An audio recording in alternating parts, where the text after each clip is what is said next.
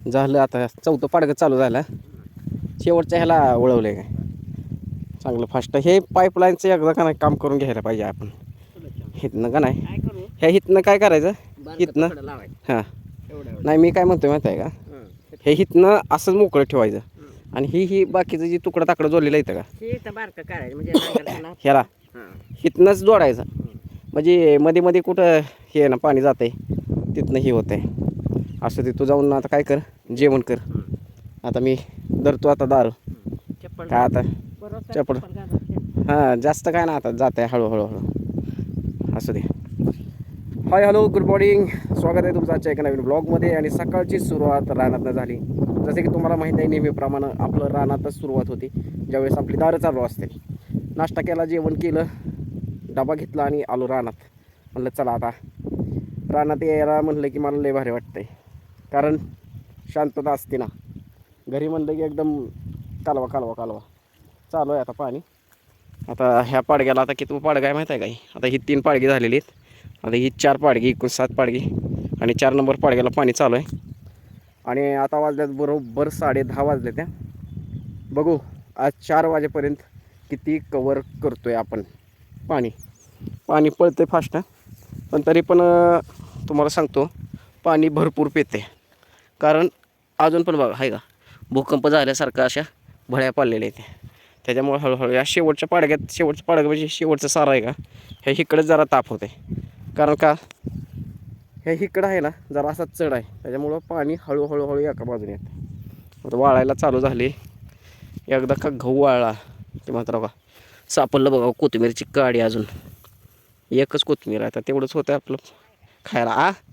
हां एक अजून एक झेंडा सापडला. आली आली आता कोथिंबीरचा एक झेंडा घेऊन आता जाते आहे. काल आहे ना आता आमटीसाठी एवढा गोळा असा कोथिंबीरचा गोळा केला. कुठं तूच टाकलेलं आहे का चुकून पडलेलं आहे धन टाकलेलं आहे ते. हो का इथं आहे लो आपका झेंडा लो इधर आहे घ्या. आईला असं पालेभाजी लावायला आवडतं पण आईनं काही लावलंच नाही. केवढं खरंच मानलं पाहिजे बरं का. केवढी कोथिंबीर आहे हो देशी म्हणायचं घ्या ना. हितनॉर नाही म्हणलं तरी 3 फूट तर आहे बघा आहे का नाही. असू दे तो जाऊन आता जेवण कर हळूहळू. मी आहे आपण आहे ना दार धरायला एवढंच डबा घेऊन येतो जरा. आता 1 वाजूस तर तूच दार धर. चुकलं माझं. 1 वाजूस तर तू बस शांत. म्हणजे 1 वाजता मी जेवतोय. नको माझी आई का नाही अजिबात ऐकत नाही. मी तिथं चिचचं झाड आहे तिथं जाऊन बस म्हणलं ना हे इथं बसते म्हणते बघा. इथं कसं आहे इचू काट्याचं अडचण पाठीमागं पानं काय मी आपलं ये जा करतो. तू जा जेवण करचं जा. इकडं खाली पण जरा हडकल्यासारखं वाटायला लागले. पण त्या तिकडं 2-3 तिकडच्या 2 पाडग्याला काय टेन्शन नाही. तिकडं वल आहे अजून. इकडं जरा हडकले आणि लागोपाठ काय गरम व्हायला लागले. मला वाटतं उन्हाळा जवळ आला काय ऊनच लय तावं लागले ना. आता ऊन जसं जसं तावलं ना तसं पाणी भरपूर प्यावं लागते. नाहीतर काय होतं डिहायड्रेशन होतं आहे. काय म्हणते त्याला मराठीत निर्जलीकरण का काय तर बहुतेक शब्द ती लक्षात येणार. पण डिहायड्रेट होतं ना म्हणजे पाणी जास्त लागतं आपल्याला शरीरात. उन्हाळ्याच्या टायमात एखाद्या वेळेस जेवण कमी करा पण पाणी भरपूर प्या. चांगलं पाणी जितकं जास्त पाणी पिईल ना तेवढं चांगलं आहे. एकदम शांत राहते डोकं पोट. काय झालं फुटलं होतं काय 11 वाजता ऊन बघ केवढं तावायला लागले. घाम यायला लागलं. ते तिकडं खळखळ आवाज यायला लागला बघ अजून. नाही प्रेशरने यायला लागले पाणी. निवांत बसून जेवण कर गडबडीत जेवू नको. जेवण करून बस म्हणलेलं नाही तुला लगेच आली आहे. काय करायचं आहे का उन्हाचं हां पाणी बघायला आहे की. असं जायचं बदावरनं चालत परत असं यायचं आणि मग पाणी बघायचं. आणि आता लाईट एकसारखी ये जा करायला लागली. महावितरण शेतकरी ॲडमिन ग्रुपचे तुम्ही जर व्हिडिओ बघत असाल तर तुम्हाला कळकळीची विनंती आहे की जास्तीत जास्त लाईट घालू नका. तुमचा काय प्रॉब्लेम असेल तर लगेच सोडवत जावा. कारण एकतर ऊन बघा केवढं तावायला लागलं आहे आणि आम्ही शेतकरी लेकरात उन्हात इथं दारं धरतो आहे. मग तुम्ही असं सारखं लाईट घालावं लागलं तर काय होतं आहे अजून मग पहिलं 2 दिवसात भरणं होतं एकरभर. आता 4-5 दिवस लागायला लागले कारण ऊन एवढं तावायला हे लवकर वाळतं आहे आणि तुम्ही सारखं सारखं लाईट घालवता. म्हणजे तुमचा काय प्रॉब्लेम असेल मला माहीत नाही, पण जर प्रॉब्लेम झाला तर लगेच एक लईतलं एक 10 मिनिट लई झालं लाईट आणायला. तुम्ही तास तास दीड तास लाईट घालवल्यावर आम्ही शेतकऱ्यांना करायचं काय? म्हणजे मी तुम्हाला विनंती करतो बरं का, रागवत नाही. त्याच्यामुळं आमच्या विनंतीला मान देऊन तुम्ही लवकरात लवकर लाईट चालू करत जा. आईला असं बसावं लागतंय बघा इथं. सारखं जायचं, मग इकडून जायचं ह्या रस्त्यानं, मोटर चालू करायची अशी जाऊन, आणि परत मग माघारी यायचं लेकाकडं परत गप्पा मारायला. असं आहे. त्याच्यामुळं राग मानून घेऊ नका, पण लवकरात लवकर प्रॉब्लेम सॉल्व करा, एवढंच माझं म्हणणं आहे.